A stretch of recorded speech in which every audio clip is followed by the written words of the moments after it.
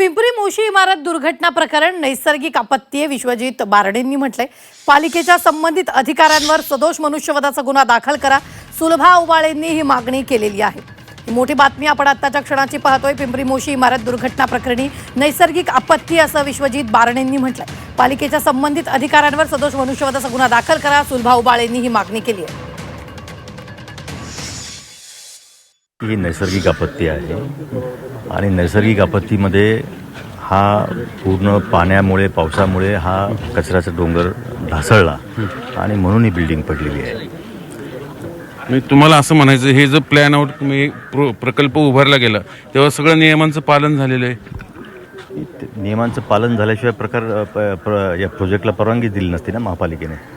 नियमांचं पालन करूनच परवानगी दिलेली आहे। बघितलं तर ह्यांनी वेस्ट टू एनर्जी ह्याचे जे नॉर्म्स आहेत बेसिक ते तोडलेले या ठिकाणी दिसत आहेत।